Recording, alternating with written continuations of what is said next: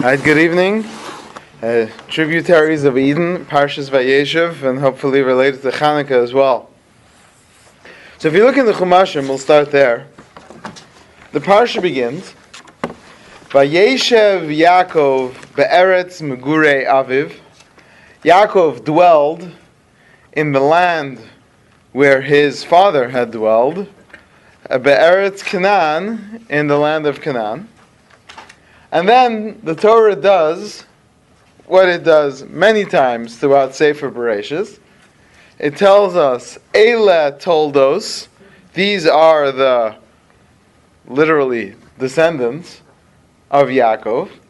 And instead of telling us who those descendants are, it starts telling us a story.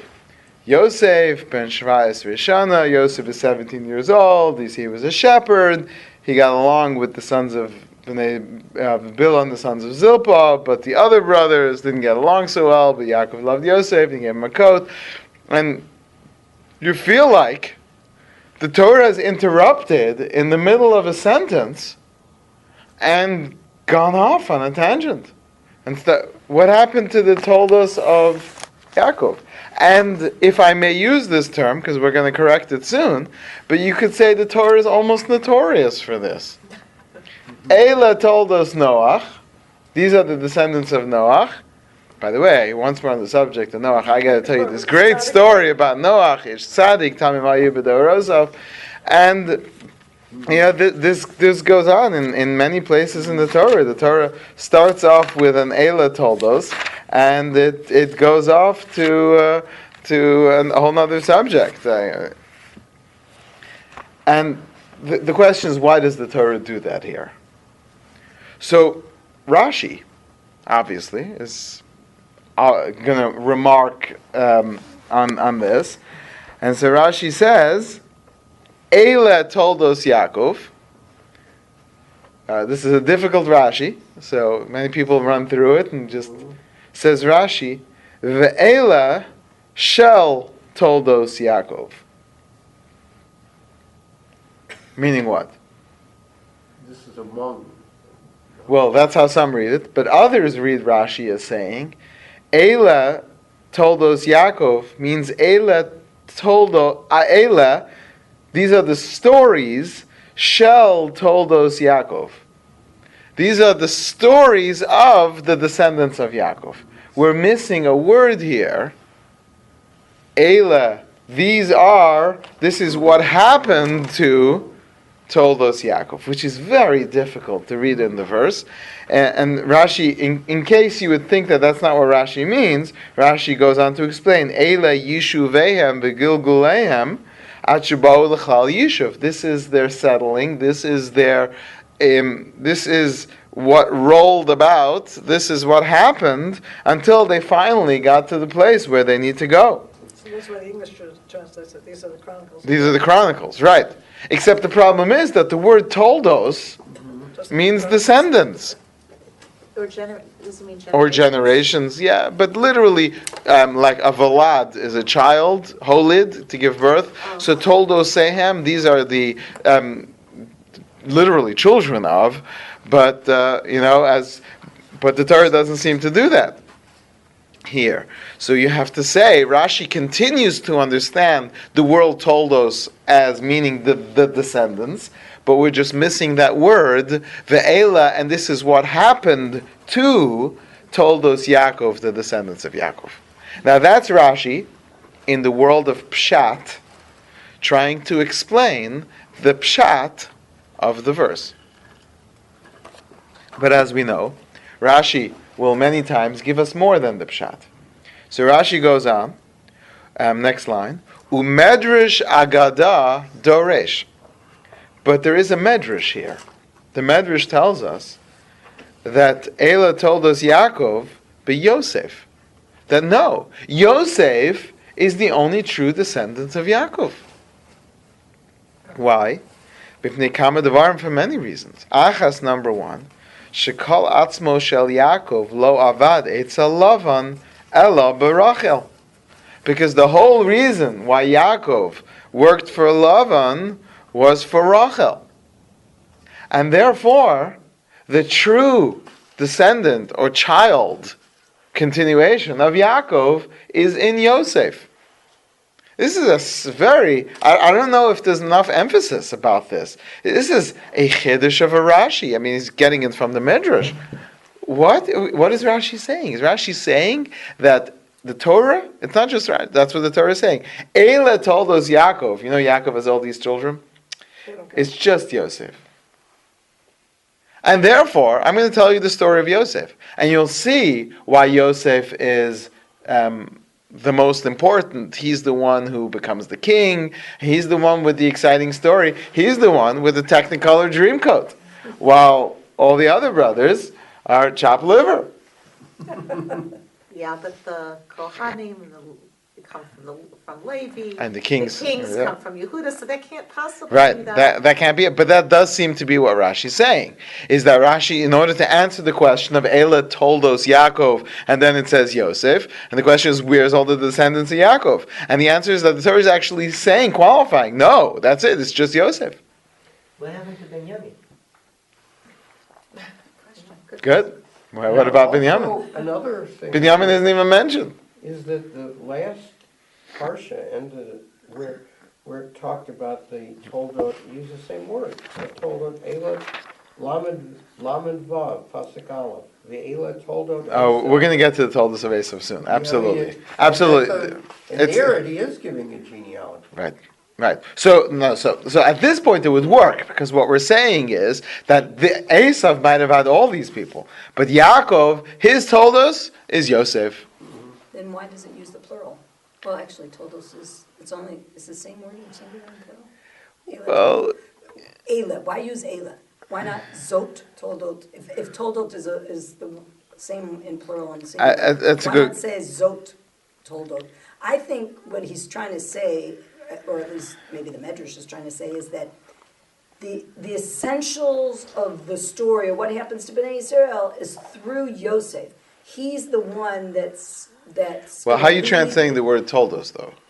So whether you say it's genealogy or whether you say it's chronology, I think it's the same idea. This is the descendant of Yaakov, who is going to carry us through to find out. I'm okay with that. We're going to see something similar to that.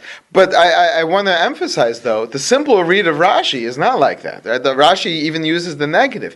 The whole point of Yaakov working for Lavan was only for Rachel. So it sounds like Rashi in the simple reading is trying to negate the rest of the brothers, as if they're somehow, I don't want to say they're not told us at all, I think I have to give you that much, but certainly not on the level of being told us like Yosef is. Now, Rashi continues on. We're going to leave the rest of the Rashi, but Rashi continues on, and he says, not only that, but Yosef looked exactly like Yaakov, which you have to wonder, what difference does that make in terms of the toldos of Yaakov being Yosef? Is it as if, the one child that looks like you, that's your real child, and the other ones, they look like the other parents, so I don't have that same level of connection? Is that what's going on here, which seems kind of strange? And the next one is a little easier to understand, which is that all the things that happened to Yaakov happened to Yosef, so he sort of saw himself being relived, which I think is closer to what you're saying. And then Rashi brings other explanations, but we're going to focus more on trying to understand this. What does this mean that the descendant, the Toldos of Yaakov, is just Yosef? What is Rashi trying to say with this? Before we get back to Rashi, let me just point out the Eben Ezra, who we've mentioned over the last few weeks, who does place more of an emphasis on the pshat. He translates the word Toldos as just chronicles or occurrences, and he has a verse. He has a verse in the Navi which refers to something that happens to me as who knows what tomorrow will bring, and the verse uses the term Ma Yulad Yom, what the day will give birth to. So he seems to use that as a source that Toldos can mean what occurred to me or what happened to me. Very literally, the Eben Ezra translates the word as chronicles. And therefore, the Eben Ezra avoids this whole discussion. The Rashbam who we said was another one of the Pashtanim, he suggests, the problem is, as we've said, that the Torah, throughout Sefer Bereshis, uses Eila Toldos in different ways. Here, it just picks one of the sons. In the case of Noach, it goes off on Noach ish Tzadik. We didn't even go through them all. Eila Toldos Yitzchak. So it says, Eila Toldos Yitzchak ben Avram holides Yitzchak. And Yitzchak was 40 years old when he married Rivka, and they didn't have children. Then they prayed, and they had children. And then, eventually, Yaakov and Esav appear in the parsha, but you started with Eila Toldos Yitzchak. You should have said Eila Toldos Yitzchak, Yaakov and Esav, and then you can start again with the story. So Rashi there puts in Eila Toldos Yitzchak is Yaakov and Esav coming up in the future. So the Rashbam takes a whole different take, and he tries to use this to answer all the places in the Torah that uses the word Eila Toldos, and he says Toldos means grandchildren. Toldos are grandchildren. And so he says, Eila Toldos Noach means, let me tell you how Noach went from one man to being 70 nations. So because it's grandchildren, it needs to tell a story. So he says Toldos is always a story, because Eila Toldos Yitzchak means, let me tell you how Yitzchak's family turned from just him and his wife into all these descendants. And therefore Eila Toldos Yaakov is how Yaakov got to be his 70 grandchildren, going down to Egypt. So therefore Eila Toldos Yaakov ends with, at the end of Parshas Miketz, when the family, the end of Parshas Vayigash, when the family is coming down into Egypt, that's the conclusion of Eila Toldos Yaakov, and the Rashbam reads this throughout Sefer Bereshis. Toldos means grandchildren. An interesting By grandchildren, you just mean generations past your children. Right. Not just grandchildren. That's right. So in the previous Parsha, they do list Yaakov's sons, and it says, "V'yu b'nei Yaakov," and they say they don't use the word Toldos. Right, it doesn't use the When word they- Toldos there, right. So it does make sense that Toldos here would mean something different, because they've already listed all the sons. Right, although by Parshas Noach, I think the reason why people usually learn it refers to children is because by Noach it says Eila Toldos Noach, then it talks about Noach being a tzaddik, and then it says, and he had 3 sons, Shem, Cham, and Yafes, and doesn't mention any of his grandchildren until the end of the Parsha. Right. So it takes the Rashbam to suggest that Toldos means, let me tell you how we got to grandchildren, which is an interesting... Yeah. Does anyone say that Toldos means the offspring in a larger sense, the offspring of the actions in the story? Yeah. Rashi says that by Noach, to answer the question of, well, when you tell him his children, then you start with his deeds. So Rashi says, because the Toldos of tzaddikim are their good deeds. But that's midrash, that's deviation. The Rashbam isn't going to read that way. He learns it's grandchildren. So I just find this interesting. If there's any grandparents here, according to this Rashbam, it's interesting that your children are just your children, while your grandchildren are your story. Not very nice. Right. Which is a very interesting approach in the word Toldos. Yeah, think about that more. Coming back to the Parsha, though. That actually makes a lot of sense, because you've raised your children, you've gotten to that point, you had a lot of direct contact. But what happens to your grandchildren is sort of a reflection.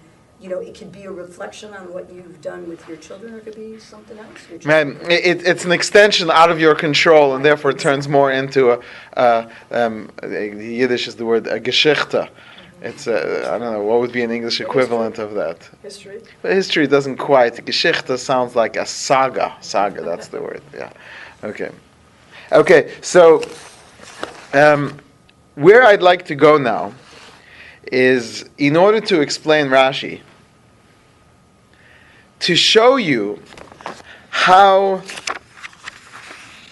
can I use the word sneaky, our sages were? Let's use that term. Because what they wanted, these rabbis, was they hid so many things in plain sight, or in places where we would never notice them. But without question, they were leaving what we call Easter eggs, all the Chanukah eggs, or red herrings, or different clues throughout their writings. And there's a beautiful one that connects Parshas Vayeishev to Chanukah. So if you look at source 1, which is a Mishnah in Masechtas Bava Kama, 62b. Masechtas Bava Kama is also known as Masechtas Nezikin because it discusses the laws of damages. And these are very important laws. So let's just read this Mishnah. Isn't there a separate Nezikin? So there's an order called Nezikin, which has many tractates in it, but the one that actually discusses damages is Bava Kama, which is the first in that order. The second one discusses lost objects, Bava Metzia, which discusses mostly disputes between two people and lost objects and things like that, but mostly disputes between two people. And Bava Basra discusses the really exciting tractate on property laws, which I'm sure everyone would want to read. Property, inheritance, all these, like it's the biggest tractate with 176 pages. So Bava Kama is the Gemara, right? It's not Bava Kama has Mishnah too, but the Mishnayos are just a few Mishnayos chapters. Are called Bava Kama? Yeah. That's one Yeah. of the Sidorim. One of the 6 orders of the Mishnah, Zeraim, Moed, Nezikim, Nashim, Nezikim, Kadashim, Taharos. So in number 4, which is Nezikin, has Bava Kama, Bava Metzia, Bava Basra, Sanhedrin, Makos, Shavuos, Avodah Zarah, Horius, Edios. But Bava Kama being the first is the laws of damages. And here we have a Mishnah. Gates shiyatza mitachas hapatish.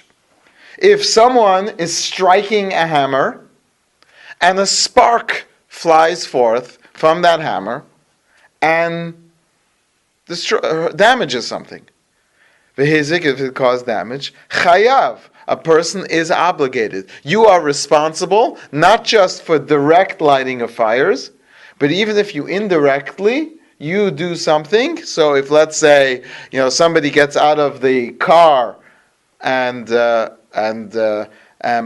doesn't remove their static from themselves when you get out of a car, and you start to pump gas and you send an electric charge, which has happened many times, and you're supposed to release the static charge on some piece of metal before you pump gas. Most of the time it doesn't happen, or if people have leather seats, that's not always going to be an issue, but depending, especially in winter, you can send an electric charge to the gasoline and blow up the whole place. I've never heard of such a thing. Yeah, okay. What are you Yeah, check it out. supposed to do again? Look at it. You never read the warning signs? What do you do in pumping gas? They have all this material to read. It's on the list. All right. So take a look at that. You'll see. It says, please discharge all static electricity before pumping gas. And you do that by rubbing on the car. Touching something metal. Just to... Like a metal post. Grounding. Right. Just think, all of us have lived all these years. Yeah. Yeah, Baruch Hashem. Almighty, without ever doing that, right? Well, we're Right. already Right. now Cell phones down can actually do that. They can send off an electric charge if someone's holding a cell phone while they're pumping gasoline. Yeah. I remember when there was a whole thing going around about that. On the Yeah, you're not emails about supposed to. not Yeah. having your cell phone, even in the car, they said it could, Yeah, that sounds a little... that's But, what they said. all right, what are you supposed to do? If it goes off or something. Well, were you supposed to go without breathing? I don't know. but- Right. How do you live the 30 seconds that you're pumping gas without your cell phone? I don't know. So if, according to this, if you do this kind of damage through your static electricity, you would be obligated. That's what this Mishnah is saying. The Mishnah continues. Gamal shahayata'un pishtan. If there's a camel laden with flax, va'avar b'rishus harabim, and it passes through a public domain, v'nichnas pishtano l'toch hachanus, and the guy walks through the shuk, through the market, with his camel laden with flax. So, and he takes the camel into the store. V'dolku b'neiru shel chemveni, and the guy, the storekeeper, has his candles, his lamps burning. And poof, one flame shoots out, lights up the camel, right? Maybe that's why they named the cigarettes after light up a camel. So, v'hidlik es habira, and burn down the whole bira. A bira is like a palace or a structure or a building, and burns down the whole building. Baal gamal chayev, the person with the camel, even though he doesn't have anything, he didn't start a fire, he has nothing, he has no ignition instrument on him. All he did was bring his camel by somebody's flame. But because the shopkeeper has a right to have candles in his store, you who walk by with your flax, and flax goes like that, so you're responsible. Is a camel, if he walked by the store? He walked Brought into the camel store. into the He store. brought the camel into the store. Yeah. But it wasn't a store like we have within a mall, right? It was Right, an I open mean, market. yeah, it's an open market, but it's within your structure there. He brought the camel in. But, if you put your candle outside, so people are coming by, and they can't watch to see, they have a right to bring by their wares. You, the shopkeeper, need to be aware, you put flames out, so we'll see, it might be you're allowed to put your flame, but if it causes damage, then the shopkeeper is not, then the shopkeeper is chayev, he's responsible, because it's his flame. Even though the other guy could have watched out, but that's not his responsibility. I'm allowed to walk with my camel, you put the fire in the public domain, the shopkeeper is chayev. So far, so good? Rabbi Yehuda Omer, B'ner Chanukah, pater. But if I put out my Chanukah candles outside, because they're supposed to be outside, I have a right to do that. So then if someone walks by with his camel laden with flax, and it lights up the shop, which then blows up the whole bira, the whole building, so then the camel owner would be chayev, because I have a right to put out my candles there. And they should know that the candles can't be there. What? Because they're Hanukkah. Because you have a right to put Hanukkah candles outside. Because An that's obligation. the fact, that it's the Hanukkah candle versus another light. Yeah. Right. No, because other lights, who gave you permission to put it outside, but Hanukkah candles. Okay. So, if you don't know this Mishnah, Don't you love this stuff? if you don't know this Mishnah, never in a million years would we ever catch the hidden statements within the words of our sages. Now remember, our sages who wrote these midrashim already had our system of these parshas coming out at this time. Let's read Rashi. Vayeishev Yaakov, back on page 198.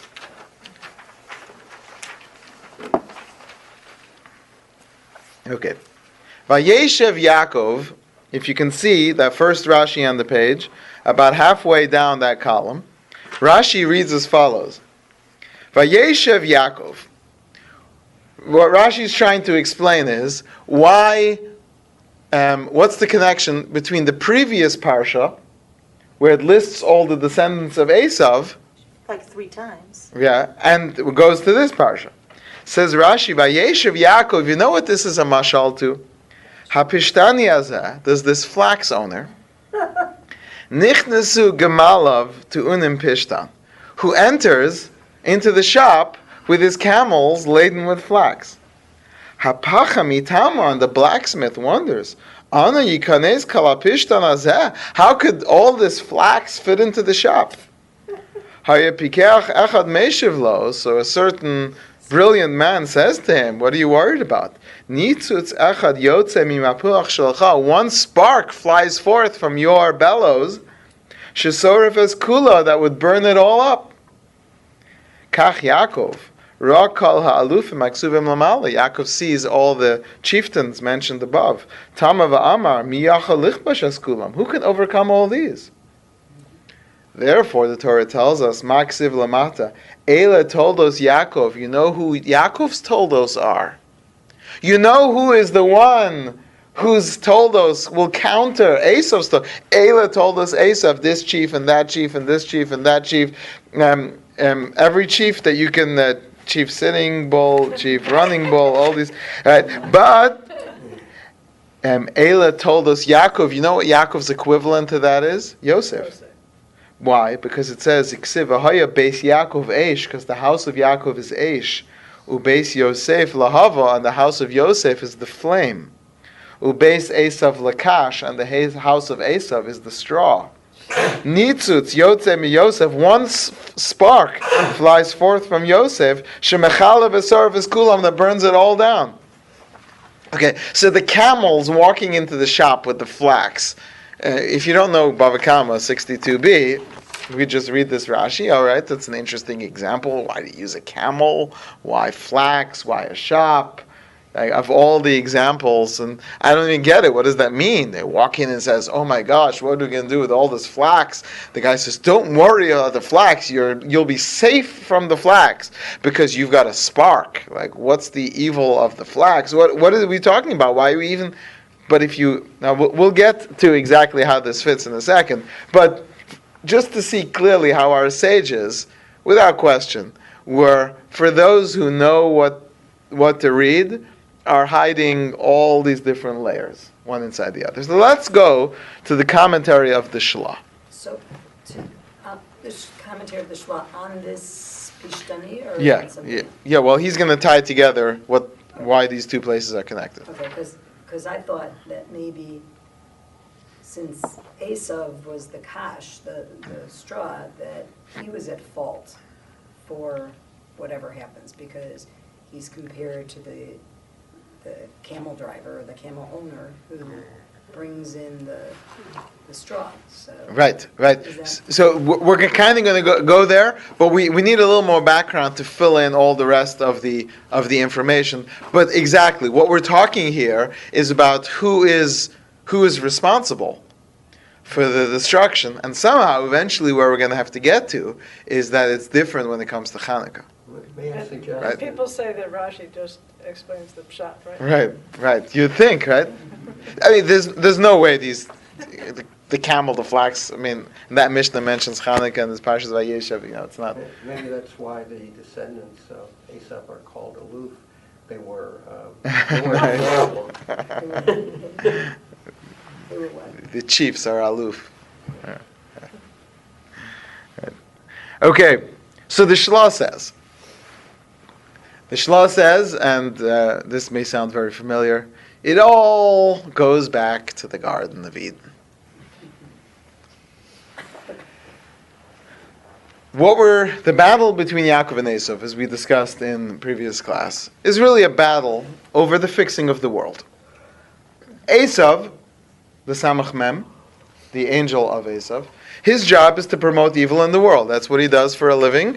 25 hours a day, 8 days a week, 366 days a year. Actually, 364. There's one day a year he doesn't get to work on Yom Kippur. That's why the numerical value of the word Hasatan is 364. He gets a one-day vacation, which is Yom Kippur, where we give him an all-expense paid trip wherever he would like to go. Off the mountain, go skiing, off the Azazel. What? He works on Shabbos. He works on Shabbos, yeah, just like every good rabbi. Okay, so the Shlah tells us that, in effect, what was accomplished by the sin was what we call the zuhama, or the poison, or the effect of the eating of the tree and the effect that it had on mankind, confusing good and evil for us. That's what we call the zuhama, the poison, which is given through the serpent to Chava and then carried on through all of mankind. This poison, or this confusion of good and evil, is what causes us to be mortal, which is why we die. That's why when we came to Har Sinai, as soon as we stood around the mountain and were faced with the presence of God, that zuhama, that poison, was removed from us. And they say that happened even before we were given the Torah. That's how they answer the famous Dayenu question on the Pesach Seder, where we say, had you done this but not done this, Dayenu, had you done this? And one of them is, had you brought us to the mountain and not given us the Torah, Dayenu. And when that's what's the point of coming to the mountain and say, Shari, the show is canceled, that wouldn't have been Dayenu. But the answer is, because just coming to the mountain itself, that special place, that holy place where the presence of Hashem was, removed that poison from us. So that's the poison, which we use the term poison. It's not really a poison, but that's the term we use because we lack a better word. This contamination that comes along with the sin. The person who received the greatest amount of this zuhama is the first child born to Chava. That's why Cain struggles so much. He really does have a very strong Yetzer Hara. God tells him, you can overcome him. Im Seitiv Se'es, if you better yourself, you can overcome him. But he really is in a very dark place. He has the bulk of that poison. And that's why, even when he comes to bring an offering, he can't bring an offering of something good. He works the land. He could have brought the bikurim, the first fruits. He could have brought the best fruits. Instead, what does he bring? So we're told he brought flaxseed. Pishtan. Cain brought flaxseed. That is the, as one of the commentaries explains, the seed that has no purpose at all in any use other than as a seed. Other seeds can be, I know people try to eat it today, but in the days when people only ate food, flaxseed had no purpose. But it grows other flax. What? It grows more flax. Yeah. It's its own Right, purpose. so Yeah, this is but the seed and so this was, once you fill your field with flaxseed, it's basically the stuff I don't need. What else are you going to do with it? It doesn't burn. It doesn't. So he gave it to God. So the flax or the pishtan represents the dark place that Cain is living in. Esav uses a very strange term, says the Shlah, when he comes before Yaakov starving hungry. He says, Haliteni na min ha'adom ha'adom hazeh. That word haliteni. Pour Right, but there's other words for pouring. So, quickly. you see, I could have cited the source, it would have more sources. In one place in all of the Talmud, in all of the Mishnah, that we have the word haliteni. It says, Ein malitin es hagamal b'Shabbos. That's how you feed a camel, with haliteni. So says the Shlah, it's clear to me, as you said, that Esav is the camel. The angel of Esav, is the camel bearing into our shop, into our domain, bringing his pishtan, his poison, his zuama, his challenge to us. He is the camel driver coming into our shop and trying to burn things down. Well, And you're so- saying the purpose of this camel driver was to burn down the shop. Well, it's a metaphor. He's bringing his flammable material into my domain to incite me, because if I don't see these challenges, if I don't see these desires, so I'm content running my shop, and it's only when you take my fire and you present me with opportunity and challenge, and everything goes up in flames, who asked you, Mr. Camel Driver, to bring your stuff into my domain? That's what the Mishnah in Bava Kama is referring to. The camel driver is the angel of Esau, the Satan, the Yetzer Hara. And he came in with all his negativity, all the baggage, and things burnt down. It's his responsibility. However, that's all if he comes into my domain. But if I take my fire and I go out and put it in his domain, at that point, I'm responsible. We'll get to Chanukah soon. Let's hold on to that. Yeah, I see that coming. Okay. So, he explains, he says, that we could also read the Mishnah, this is all from the Shlah, who says that the Mishnah in Pirkei Avos, many people are familiar with most of the language of the Mishnah, which is Hazman Katzer, Amalacha Meruba, time is short, the work is great, but there's another line there. V'achen v'ni makif, the shopkeeper has his ledgers ready to collect. And who's the shopkeeper in that Mishnah? It's Hashem. So he says, if the shopkeeper is Hashem, What's the domain of Hashem? The whole world. Well, what's the Hashem's shop, though? Beis Hamikdash. Well, place would be the Holy Temple. Well, he says all shuls are the chanus, all the holy places are the chanus. But if you remember, the Mishnah said, if the camel comes into the shop and what? And lit up with the candle, the hidlik es abira, and burned down the whole palace. Palace? What's a palace doing in the market? So it means this house is on top. But why use the word bira, which means like Shoshana Bira, the capital? It's because the Mishnah is trying to tell you that bira is referring to the Beis Hamikdash. Take a look at source 2.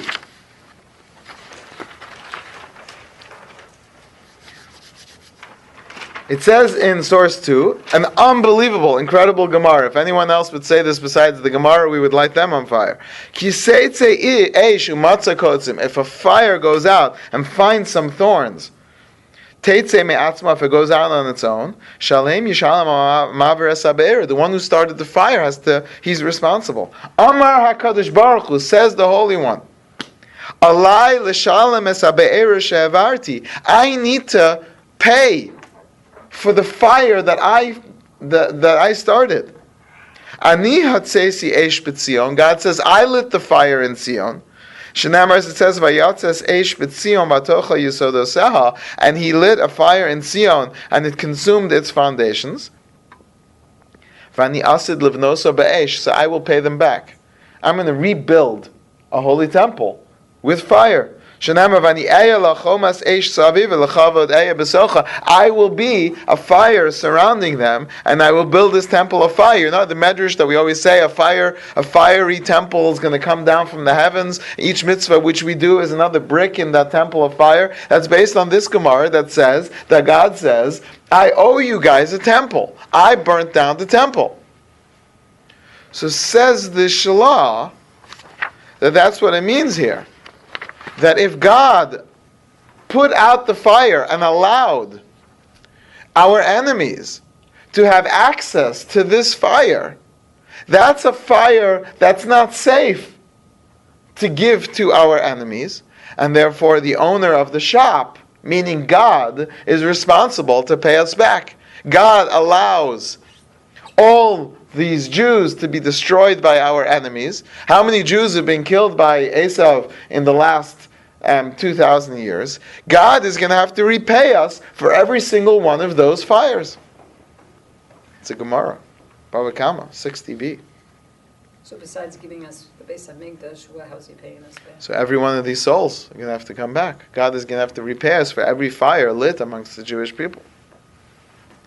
So before we get into how this is connected to Chanukah, I want to point out that this is true of the entire Torah Sheba'al Peh.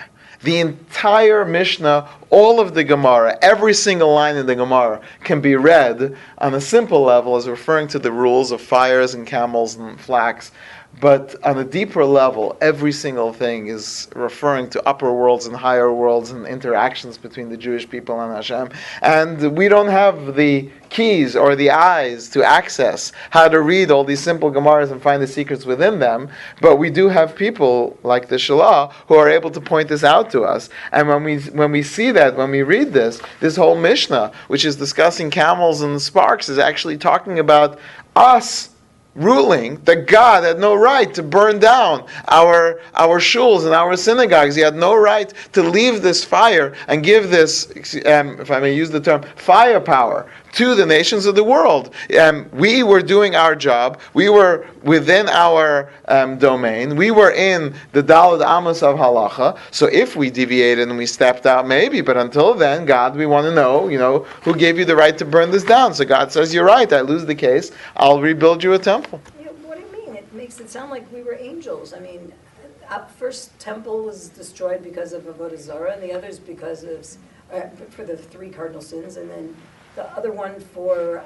we have our level of responsibility, but God has his culpability. I mean, God himself says, you know what? I left that fire out. So does that mean that God should have protected us from our enemies better or kept those influences out. You could read however you want to read it into, but this Gemara is saying that God says to the Jewish people, you know what, to a certain extent, I'm responsible as well. And not everyone was guilty of these things. Right. So I lots know. of innocent people. Right, but, I mean, we do have the concept of the general, but yeah, it might even go there. But this type of talk seems, it's even difficult to say, but the Gemara says it. If the Gemara says it, they were aware, they had this tradition, and we can go with that. I mean, you have to be, usually you think you have to be on the level of someone like Rabbi Yitzchak or Berditchev, who sued God in the heavenly court, took God to court and said, you're not doing what you're supposed to do. Did he win? I hope so. I don't know. Okay. How do you know that he did it in Shemayim? How do we know? That he took Hashem. Well, he told us. He told us. He took God to court for a few different things. One of his things is he famously argued that the halacha is that if tefillin falls on the ground, you have to pick it up and kiss it. That's the first thing you have to do. Then you have to do certain atonements when the tefillin falls on the ground. And Rabbi Yitzchak Berditchev argued that we're the tefillin of Hashem, the Jewish people as a whole, and he's allowed his tefillin to fall to the ground, and he's required by halacha to pick them up and kiss them. This is Rabbi Yitzchak Berditchev. But I'd like to get to the Mar V'Shamash. Mar V'Shamash tells us that it is almost impossible for anyone to be a perfect religious Jew on their own. And he says nowhere does this stand out as much as when it comes to davening. He says he doesn't know of anyone, this is the Mar V'Shamash, one of the greatest of the Hasidic masters, he says doesn't know anyone who can concentrate on the davening all the way from beginning to end. So how do I come before God and I pray?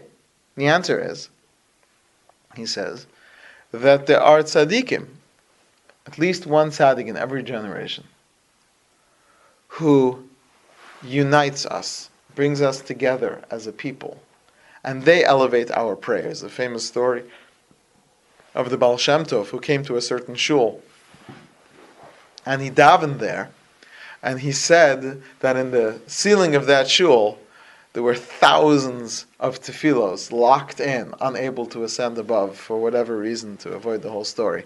And so he davened the tefillah there and released thousands of tefillos all at once to go up to heaven. We need the central figure, the tzaddikim, within the Jewish people to unite us. We as a people, we don't have intermediaries between ourselves and God, but we do have agents. And there's a difference. An intermediary means that I pray to the intermediary. We don't pray to anyone other than God. We pray to God. But we understand that there are people who do a better job representing us before God. So when people go to kevers so you're saying they're not praying to the person? Right. We never pray to that person. Because I always thought that was weird. Why are you going to someone? Right. We don't pray for that person. What we do is we ask that person to intercede on our behalf and to pray for us. But we do not pray to that person. We're talking to that person like they're another human being.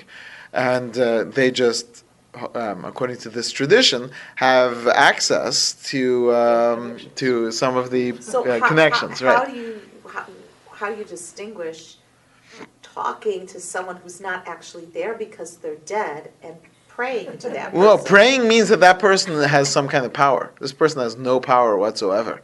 All they can do is just deliver a message. And that's not a prayer. If I ask you to deliver a message, that's not. If I ask you if you could take this to the alderman and see if they can get our street redone, so that's not me asking you to get our street redone. That's me asking you to carry a message to them. But I am praying to the alderman to get the streets done. That's the difference. That's a very, very fine. But it's all about that. That's the difference. If I believe that this person has no other power than that they could also pray, that's not me praying to them. That's me asking them to pray.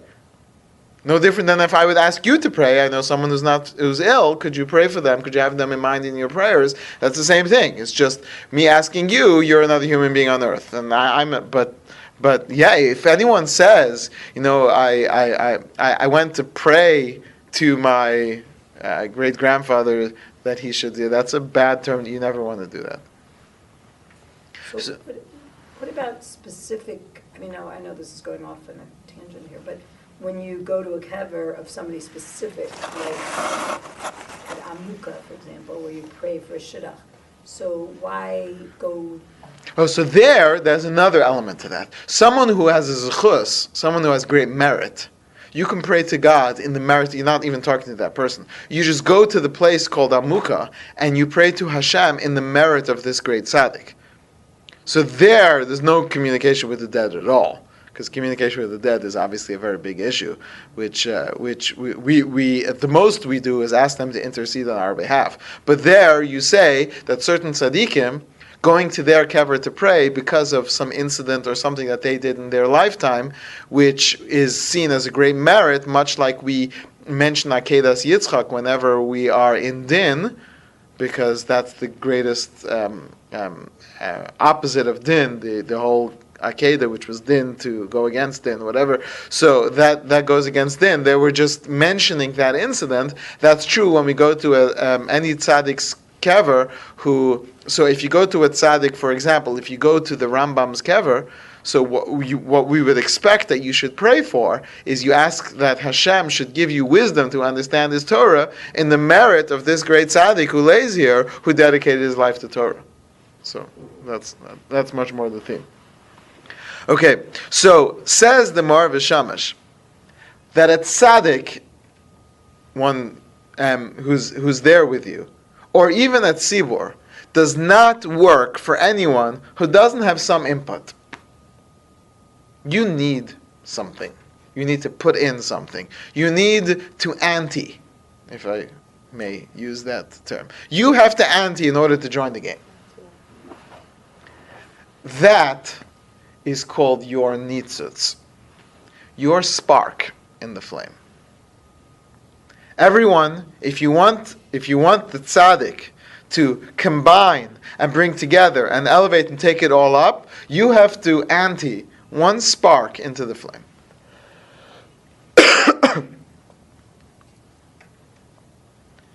And he says, once you have a little bit, we know with the story of Elisha, that just a little bit of oil can turn into, I'm repeating the word oil, just a little bit of oil can turn into a whole room filled with buckets of oil. If you start with the oil. If you give, you have to give something, some part of it. You have to spark yourself up a little bit. And that's why, he says, the miracle of Chanukah happens when the Jewish people believe that they are so dispersed that they have no hope, they have no chance. All the people, they're living in darkness. They are so removed, they don't think how Judaism could possibly ever be saved. There's no hope for the Jewish people. That's the miracle. That's why Chanukah happens in the deep dark of winter. Before Chanukah, Hashem sends us some really cold weather in order to make sure we understand you are in the depth of winter. You are at the time when the world's at its darkest. This was the time that Adam Arishon thought the world was going to end. The Gemara tells us that he saw, that each night was getting longer and longer. No, I think I can make it. Something hot. No, I'm good. He saw each night was getting longer and longer, and he thought this is the way the world was going to end. And it was those 8 days, the Gemara tells us, when he saw the days start to get longer and longer. When he saw the days were starting to get longer and longer, that he made a celebration, and that became a festival of 8 days, which all the pagans started to keep those festival of the 8 days. And then when the Christians said, we're going to do our religion, they said, well, we have this great festival, we don't want to give that up. They said, okay, we'll turn that into the birthday, and we'll make that, and so they took these 8 days, and they this is this all goes back to Adam Arishan's original festival because the days got longer. So we have, against that, we have the 8 days when we understand that that's not where the light comes from. It's not just a cycle of nature repeating itself over and over of light and dark, but it's our investment of a little bit of oil, of our little spark, which allows the great flame to become the great flame. So they can come with all their flax. They can come with a camel laden. You know how much that big, huge bag of flax weighs? Nothing, right? It's all cotton. It's not. That's not flaxseed. That's actual flax. It's huge. It looks big. It's on top of a camel. But one little spark, one spark in the night, one tiny jug of oil that's found is enough to light up the darkness of winter. And that's the message that Rashi's trying to tell us. We see all the chieftains of Esav, but what we need is all the Jewish people, each one giving their spark, and then the tzaddik that unites them all, says the Marva Shamish, the tzaddik, that's Yosef HaTzaddik. Eila told us, Yaakov, Yosef, yeah, you need all the Jewish people. But all the Jewish people, all with their sheaths of wheat surrounding the tzaddik, who is the center, which unites all the Jewish people, the sun, the moon, and the stars bowing to Yosef. And that's the light which brings all the Jewish people together. And he says that's why the mitzvah is Ner Ish Ubeso. Ish is always a term for the leader or the chief of the Jewish people. Antigonus Ish Socho, we find the term Ish. Ner Ish Ubeso, it's one lamp, one candle, but then each night we get more and more, most of a holech, we increase, because through the Ish lighting the candle, through all the Jewish people coming together and lighting the candles, we come together, we are most of a holech, all the Jewish people come together and we grow in that light. That's what represents that spark that goes out from each of us. Says the Marva Shamish that your job on Chanukah is to light a pilot light. Even if you're not going to get yourself all fired up. But everyone needs a little flame inside of you. And when you put the lamp to that menorah, the candle to that menorah, when you see that fire ignite, what your thought should be is that maybe I've allowed myself to get too much into the air, the hot air balloon of the camel laden with flax. And we need, in order to overcome that, each of us needs to light small flames, 1 on the first day, 2 on the second day, and slowly we can increase. So he says, typically, going out there and trying to bring light into the darkness is very dangerous. Usually we keep the light in the shuls, in special places. But putting ourselves out there and stressing our fire out there is somewhat dangerous. Because what if it gets caught up in the flax outside? But Rabbi Yehuda says on Chanukah, even if you put your flame outside, even if you put your fire and your energy where it doesn't usually go, take that fire, make yourself more of a heated, excited, and energetic person when it comes to the performance of mitzvahs. Because on Chanukah, that's considered safe. Because on Chanukah, you do take that flame, which is hidden inside of you, and you place it outside to light up the whole world. Because on Chanukah, we are trying to extend that light from within ourselves and spread it throughout the world. 2 questions, hopefully brief. It seems I've read some places that there's something uniquely special about Hanukkah light, the menorahs, which seems to, I can't quote it or anything.